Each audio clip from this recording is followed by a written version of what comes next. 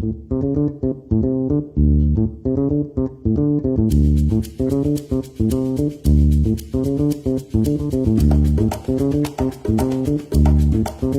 Bueno, días, muchas gracias Line por esta posibilidad de conversar sobre mujeres entre mujeres. Es larga la trayectoria de lucha por la cual, gracias al esfuerzo y al empeño de tantas otras que nos precedieron, hoy estamos en una situación mejor, disfrutando de mayores derechos y peleando por hacerlo efectivo, que sean realidad, pasar del papel al día a día. Es por eso que desde la defensa pública tomamos la decisión de hacer este diálogo, este encuentro, para ir conociendo lo que ha sido la historia de la lucha de las mujeres en el Paraguay. sí, y muchas gracias, porque a mí me encanta, no me suelen pedir de las instituciones públicas. Yo me acuerdo que a veces pues tengo muchos diálogos y es fundamental porque sin institucionalidad no se avanza. O sea, con buena voluntad, con buenos líderes, etcétera, es una partecita nomás, pero se necesitan instituciones y necesitamos el artículo 1 de la Constitución, necesitamos Estado Social de Derecho. Realmente sin eso es muy difícil que podamos avanzar. Bueno, y vamos a charlar porque hoy es un día muy importante porque es el aniversario de esta primera asamblea de mujeres, pero lo central no es solamente esa voz pública de las mujeres en la plaza pública, sino que vamos a centrar en algo muy especial, que es quienes alumbraron como el camino para que vayamos teniendo igualdad de derechos, ¿sí? Entonces, quiero decir nomás que todas las primeras manifestaciones políticas de mujeres, es decir, toda la visibilidad pública de las mujeres haciendo ciertos reclamos eran para los demás, para la libertad de Rufino Taboada, ¿sí? Y se les trató de ridículas, para otras cosas. O sea, en el siglo, ya desde el XIX, vos encontrás diversas manifestaciones. Las historiadoras como Mari Monte están rescatando todo ese trabajo enorme, ¿verdad?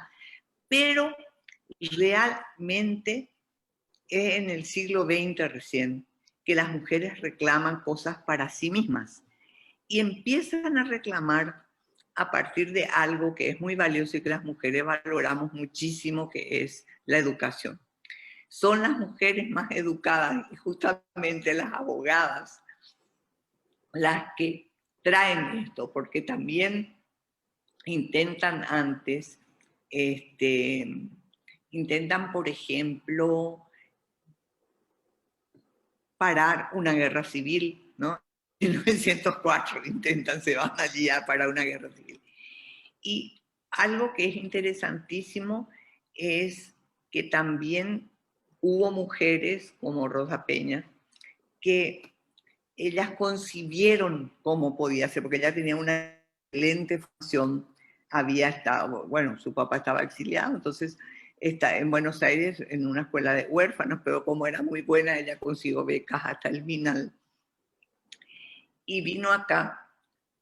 En un momento su marido fue ministro de Instrucción Pública y entonces concibe ella todo un sistema de educación, pero siempre ampliando para los demás.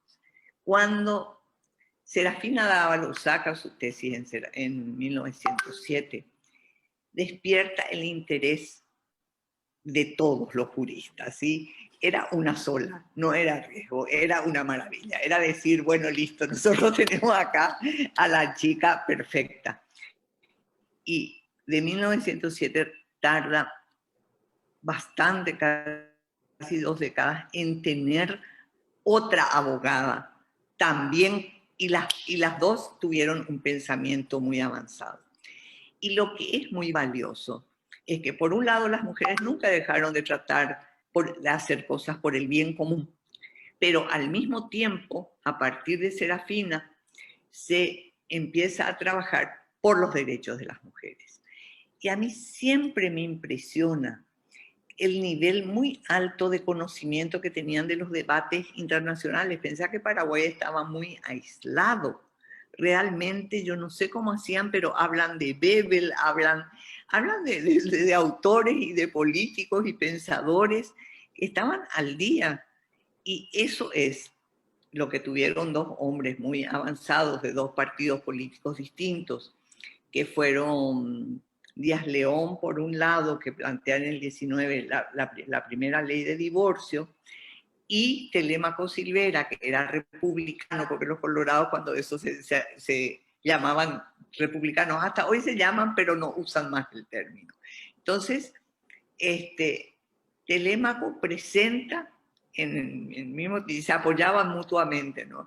Presenta su ley de derechos civiles y políticos de las mujeres. Y estaba en contacto con feministas de otros países, por ejemplo, con Paulina Luisi del Uruguay. Se escribían ellos, estaban, o sea, había como una comunidad. Yo me imagino que cada 3 meses podía llegar una carta, pero llegaban y hacían, y todo esto. Y bueno, eso vos lo sabés mejor que nadie, que ella, que forman el Centro Feminista Paraguayo en 1920 para apoyar justamente a los proyectos presentados en 1919. Pero no se aprobó. Y se fueron presentando diferentes proyectos a través de los tiempos y se fueron formando organizaciones de mujeres tratando de lograr esto. Y no se conseguía. Y cuando se lograba algo, se lograba como muy, ¿cómo te diría? De manera muy limitada. Y esto es interesante porque de todas formas no se puede decir que las mujeres hayan sido necesariamente cómplices de las formas más duras de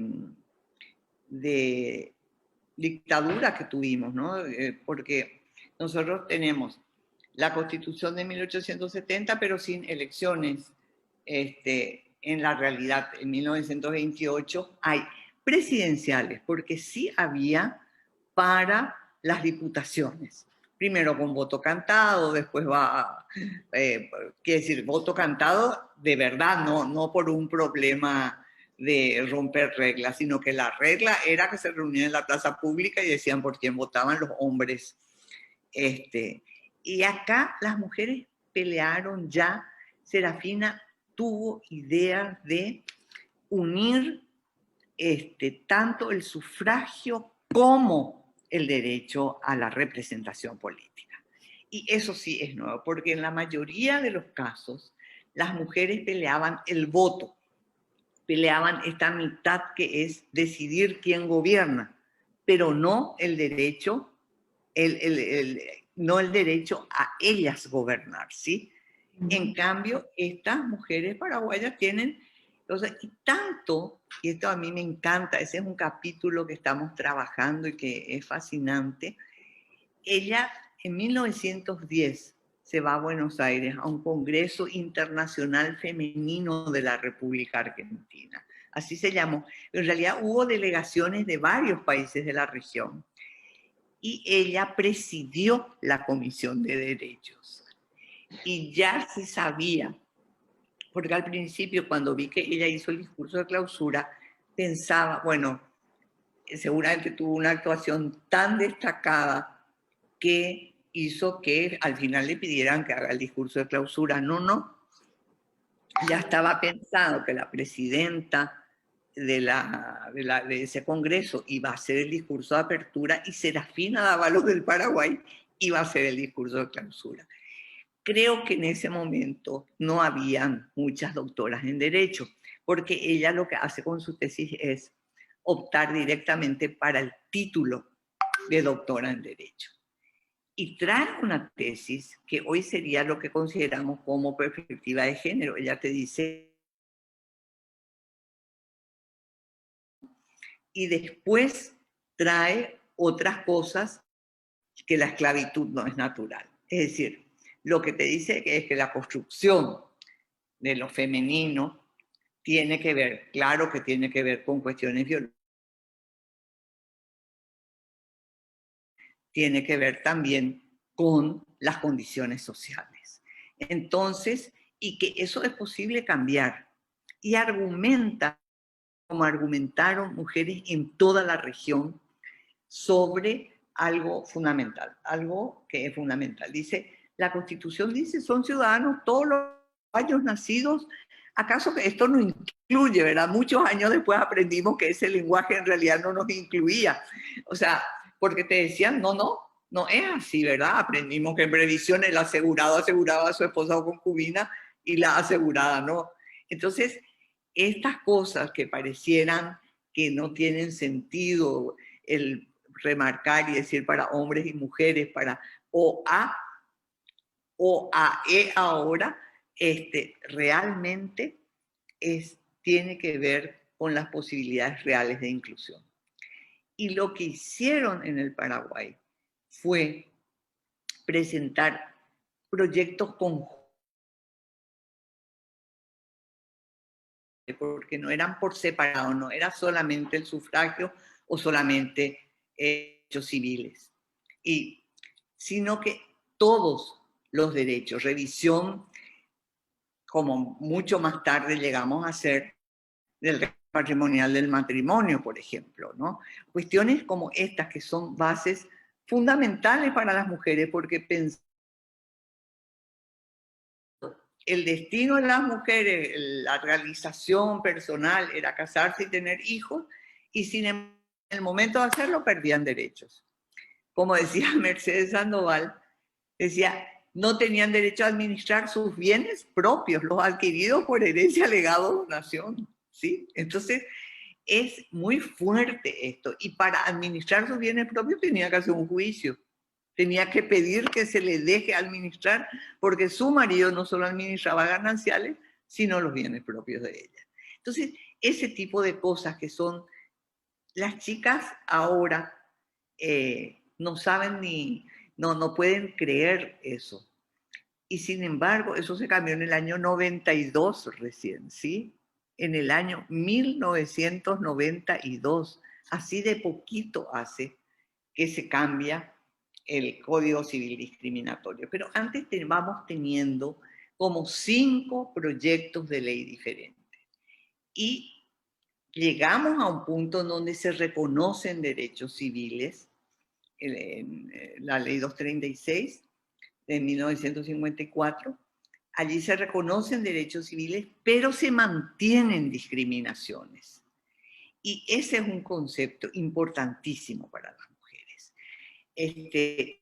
Porque es muy interesante, porque muchos no veían que hubiese discriminaciones. Tanto es así que el único instrumento del derecho positivo de los derechos humanos que se ratificó en la dictadura de Stroessner fue justamente sobre la eliminación de todas las formas de discriminación contra la mujer, la Convención CEDAW. Se puede acceder inclusive en la web al debate que hubo al respecto, ¿sí? Y era interesantísimo porque los senadores decían, esto no es para nosotros, esto tenemos que aprobar, esto es para las pobres mujeres de Asia y África, ¿sí? Y bueno, y ahí salió alguien y me dijo, bueno, en realidad nunca tuvimos una ministra, bueno, tampoco hay ninguna embajadora, en fin, pero se aprobó. Lo que no esperaban era que al año siguiente, inmediatamente las mujeres organizasen el primer encuentro nacional de las mujeres y se elaborase de una forma que no conocía la historia del Paraguay, que era, primero discutimos todo lo que hay que cambiar, hacemos el análisis, tenemos el panorama constitucional del derecho, vemos, bueno, qué es lo que pasa con la situación del concubinato en Paraguay. Hay demasiados hogares constituidos así, entonces, ¿qué esto? Entonces se revisa, ya se había revisado por suerte lo de la situación de los hijos extramatrimoniales, entonces ahí también es todo otro tema de igualdad importantísimo. Y allí vos tenés una consolidación porque después se hace un segundo encuentro ya para revisar propuestas diferentes. Y tanto es así que lo maravilloso fue que para cuando se hace la apertura política en 1989, éramos prácticamente el único sector organizado de la población que tenía un proyecto de ley preparado participativamente. Que se habían hecho estas grandes reuniones, se había discutido, se había dicho así queremos, e inclusive las ausencias que posteriormente se detectaron es porque en ese momento no las veíamos. Y entonces con eso se presenta, y fue muy impresionante esta presentación, y te digo, ese gran logro que después fue la ley 192, pero lo que a mí me impresionó mucho era no solamente las diputadas que eran y las senadoras que eran muy activas y que estaban presentes, porque se presentó al Senado, como doña Coca de Lara Castro, por ejemplo, o Leonidas Páez de Virgili, que ellas estaban. Pero Adalita, que era diputada liberal, ella no habló, no tuvo esa presencia de doña Coca y las otras, pero ella se vistió de lila. O sea, ella dijo, yo estoy con el color de las mujeres. Y, o sea, era muy impresionante. Y esto es algo notable, porque era un proyecto hecho participativamente, un proyecto por otra parte de excelencia, porque teníamos juristas y porque no trabajaban solas. También se hacía que se dijo, bueno, listo, Mercedes Sandoval va a redactar, pero hicimos un pequeño comité que le hacíamos el ping-pong, ¿sí? Y así se logran los derechos civiles. E igual, cuando se lograron los derechos políticos en 1961, como último país del continente en lograrlo, verdaderamente yo puedo decir lo siguiente: la gente muchas veces dicen, no es importante porque estábamos en dictadura. Sí es importante, porque cuando tuvimos apertura y posibilidades ya de disputar poder político, ya no se discutió eso, ya éramos ciudadanas, ¿sí? Y esta es una diferencia fundamental. Entonces, tenemos una larga lucha, muchas mujeres y hombres a los cuales realmente tenemos que rendir tributo y conocer, pero sobre todo poder pensar en cuestiones hacia el futuro. Y creo que todavía tenemos, de hecho, una deuda muy grande con las niñas y adolescentes del Paraguay. Sí. Y gracias, Line. Realmente uno pierde la noción de que está en una entrevista porque lográs involucrarnos en esto que es la historia paraguaya, que de repente se nos pasa de largo. Y como bien dijiste, las jóvenes hoy, y muchas nosotras que ya no somos tan jóvenes, como que no tenemos ese conocimiento preciso de la lucha de tantas mujeres. Y es eso también lo que nos tiene que hacer ver, porque de repente considero que hoy tenemos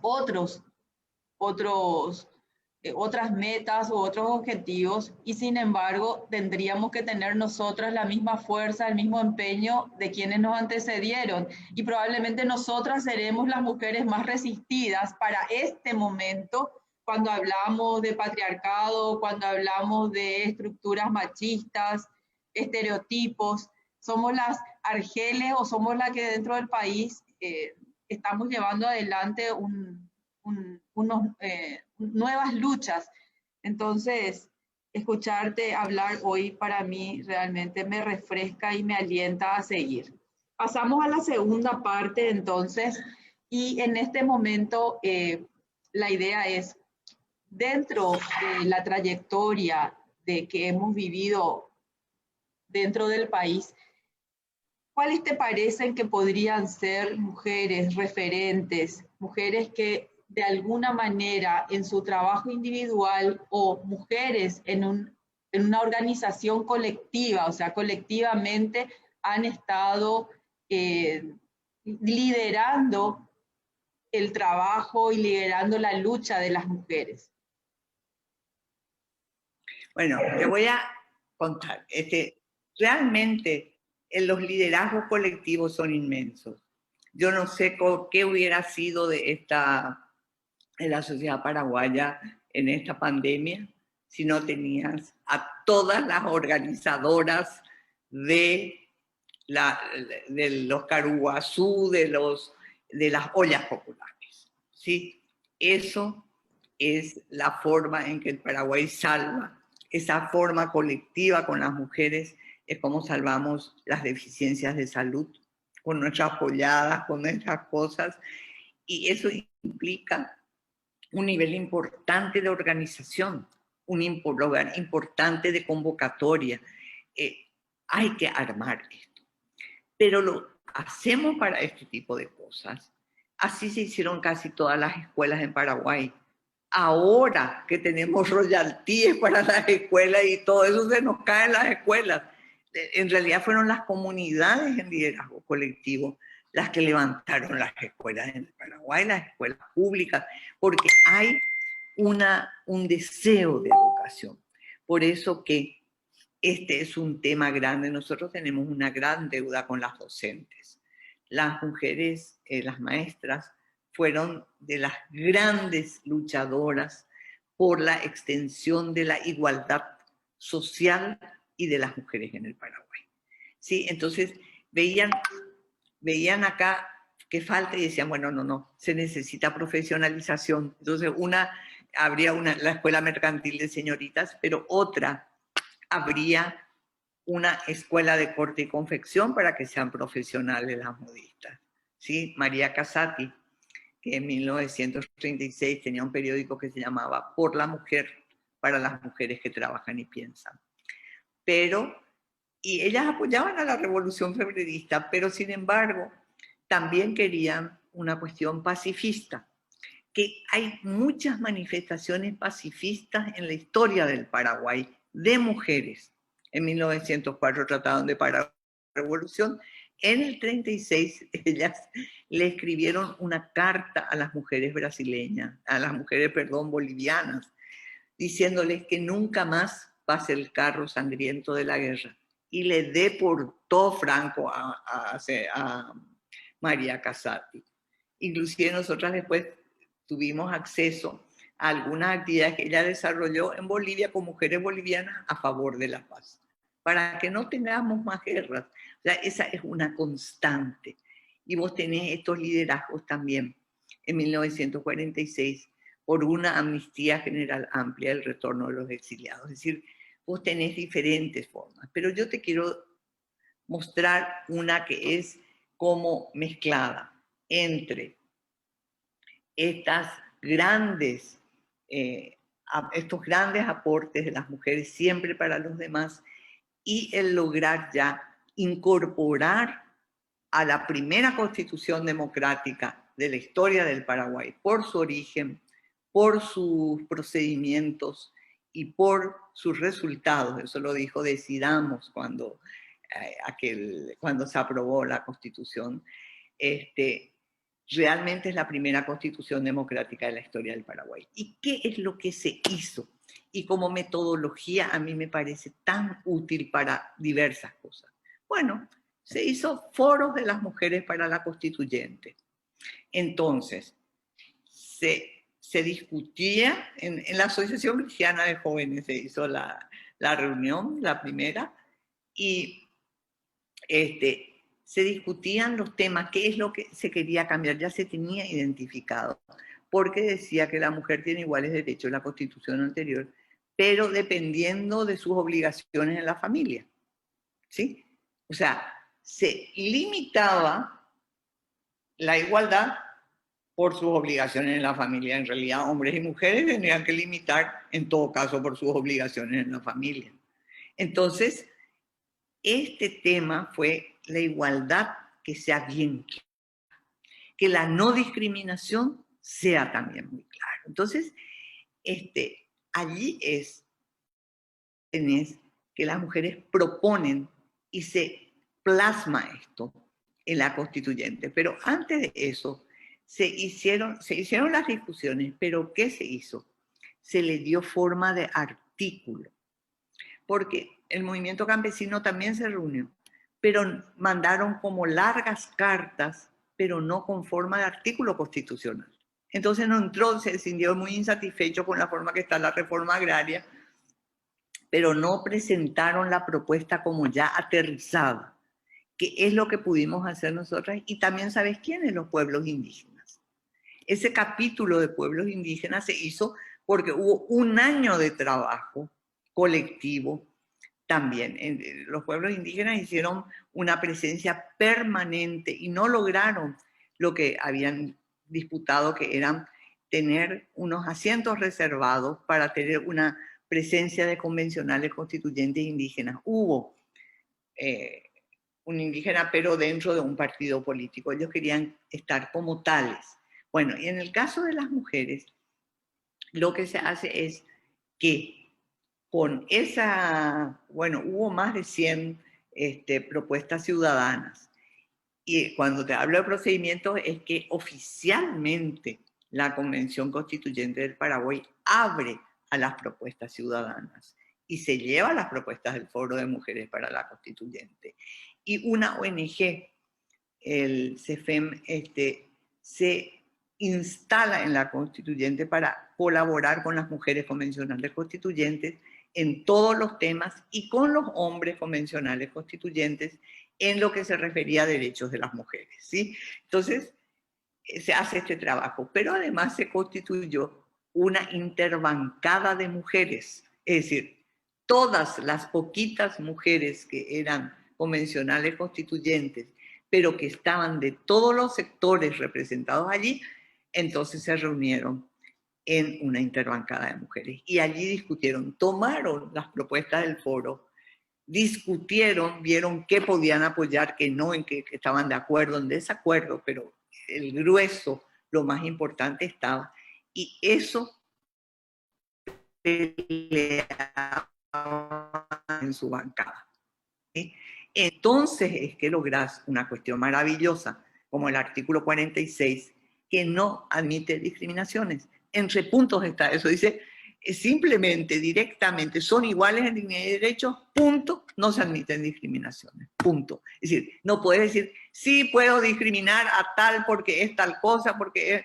No, no podés, no admitimos discriminaciones. ¿Y qué es discriminación? Bueno, la gente a veces cree que es que no me quieren, o mi suegra no me quiere y me discrimina. Bueno, no hay, ese derecho no hay. En realidad es sacar derechos a la gente, ¿sí? No te pueden sacar los derechos porque yo creo que en el Paraguay tenemos un fenómeno que viene del Estado y que hay que solucionar rápidamente, por ejemplo, de discriminación a los privados de libertad. O sea, ahí tenemos un temón, ¿verdad? O sea, hay una cuestión, que una cosa es estar privada de libertad y otra en condiciones que no condicen con los derechos humanos. Entonces, pero además, ¿qué es lo que agregan en el 46, en el artículo 46? Que las protecciones que se establezcan sobre discriminación no serán consideradas discriminatorias, sino igualitarias, ¿sí? Es decir, así, ese es el argumento que te ayuda para la cuota, pero te ayuda para un programa de becas, por ejemplo, para que chicas indígenas puedan terminar la secundaria, ¿sí? Te ayuda para argumentar y lograr fondos públicos para ciertas cosas, para ciertas comunidades que tienen menos oportunidades y que están estructuralmente discriminadas. Entonces, el 46 creo que es fundamental. Y el 48, que es simplemente una maravilla porque dice tiene, y hace la lista, iguales derechos civiles, políticos, sociales, económicos y culturales. Pero dice sobre todo que el Estado promoverá las condiciones y creará los mecanismos para que la igualdad sea real y efectiva. O sea, y sí tenemos que saber claramente que todos los grandes principios, las grandes declaraciones, las ideas filosóficas, necesitan mecanismos jurídicos, necesitan mecanismos de políticas públicas para aterrizar y hacerse realidad. O sea, la igualdad legal política no nos llevó a lograr cosas. que ayudó mucho en América Latina, las cuotas. Las cuotas no eran por ley, se decía no pueden ser porque los estados no pueden regular a los partidos políticos. Las argentinas dijeron sí podemos, tenemos mayoría, y votaron y lograron simplemente 1991.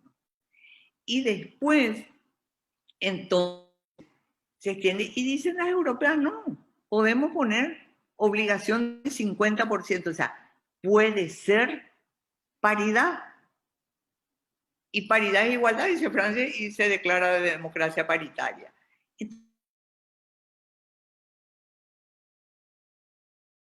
Que hay como una creación colectiva mundial. Porque llega a Bolivia y dicen en Bolivia, ah, no, con este 1 nomás no vamos a lograr paridad real. Necesitamos que del total de encabezamiento de listas también sea. Y eso avanza. Entonces, vos tenés hoy que nuestra región es la que tiene leyes, tiene 9 leyes de paridad vigentes en leyes electorales y tiene, bueno, ahora la constituyente chilena va a ser paritaria, para paridad de resultado, y el estudio del constitucional, es decir, tenemos 11 países. Entonces, claro, ya somos 7 nomás que no tenemos paridad, ¿sí? Pero nuestra constitución obliga a eso. Y entonces más tarde o más temprano se va a lograr porque no nos cansamos. O sea, estamos una y otra vez. Y ahí tenemos otro artículo de derechos políticos. Es como, ¿sabes qué? Se repitió. Porque estos 2 artículos que te dije ya contienen todos los derechos. Sin embargo, se repitió porque se dijo, es importante para la cultura paraguaya que digamos, claro, 117 ciudadanos sin distinción de sexo tienen derecho a participar. En el 49 tenemos protección de la familia, que es basada en el matrimonio, la unión de hecho, pero también de cualquiera de los progenitores con sus descendientes, ¿verdad? Que es, como en el Paraguay se habla, se dice, voy de familia de familia, me dijo un señor, y yo me quedé, no entendía, decía, este es polígamo, pero era que tenía 3 hijos, ¿sí? Entonces, el 60 tenemos de protección contra la violencia familiar, es constitucional eso. No es una cuestión de bondad o maldad de no sé quiénes. Por eso que no puede ser que vivamos todavía con tal precariedad en cuanto a albergues, refugios, etcétera, de las mujeres. Eso tiene que poder solucionarse, o planificación familiar y salud materna e infantil.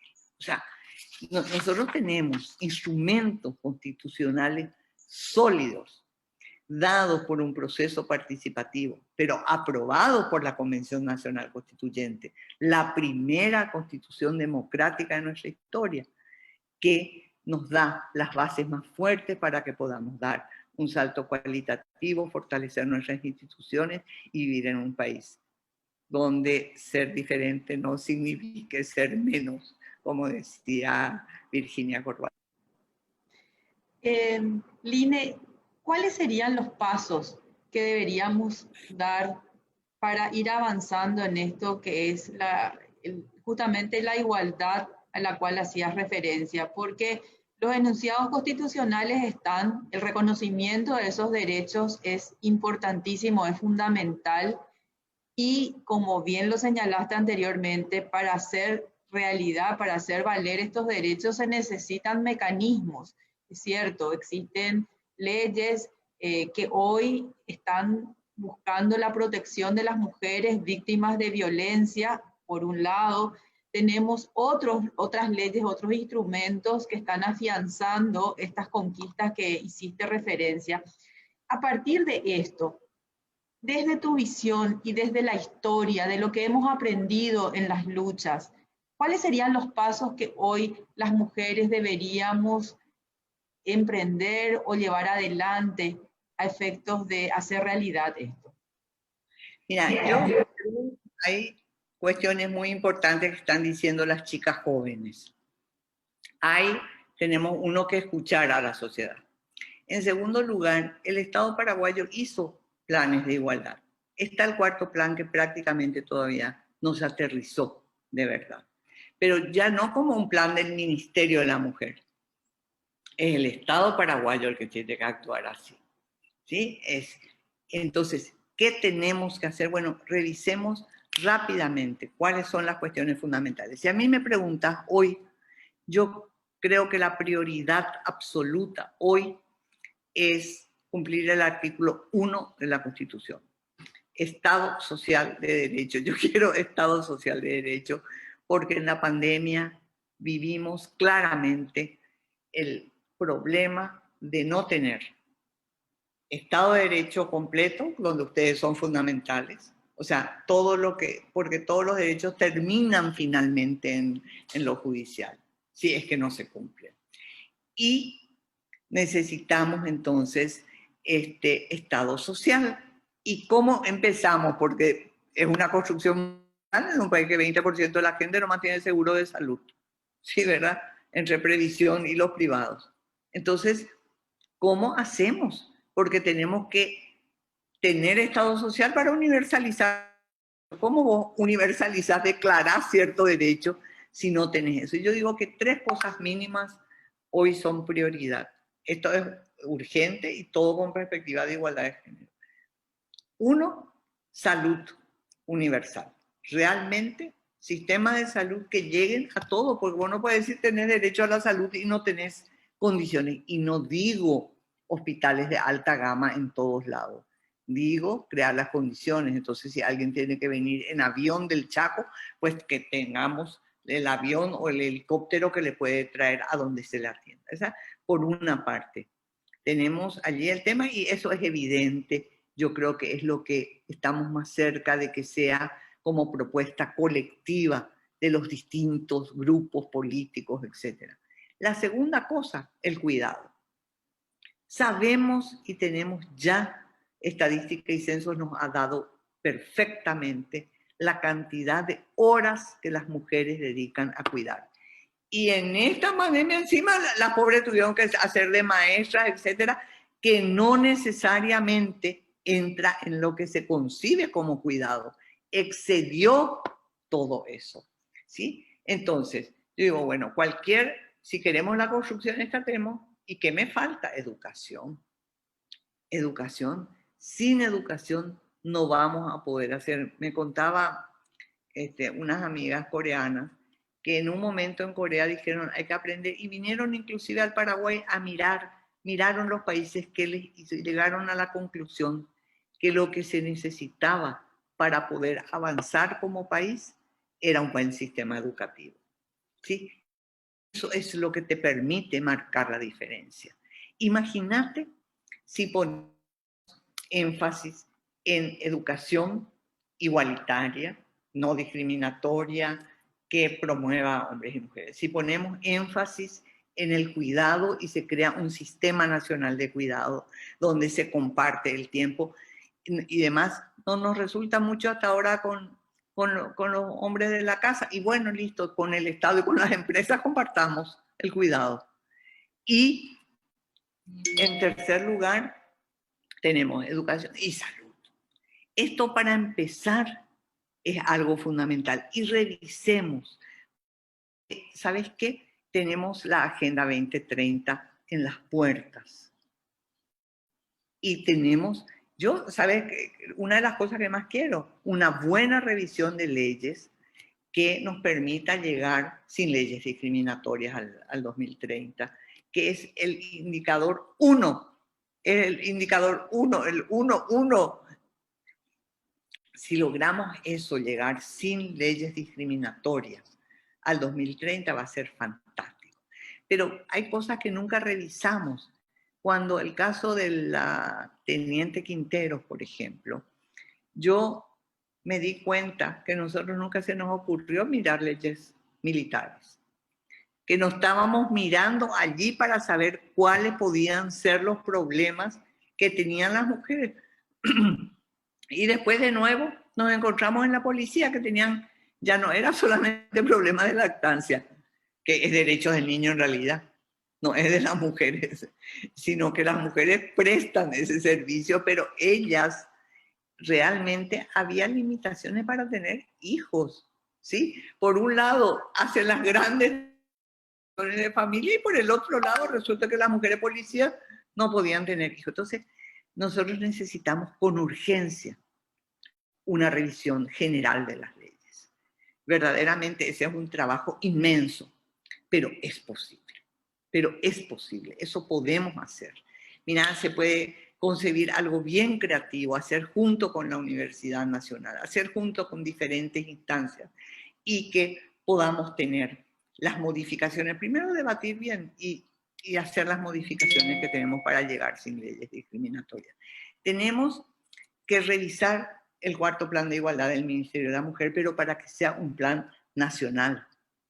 Tenemos que combatir, y eso sí tenemos que fijar prioridades, porque yo sé muy bien que no hay recursos para todo, no hay dinero para todo, y lo peor que podemos hacer es querer todo al mismo tiempo. Tenemos que fijar nuestras prioridades y ir avanzando críticamente, como hicimos las mujeres, que hacemos todos los cambios curando de palabras, nomás nosotros todos hacemos con rezo.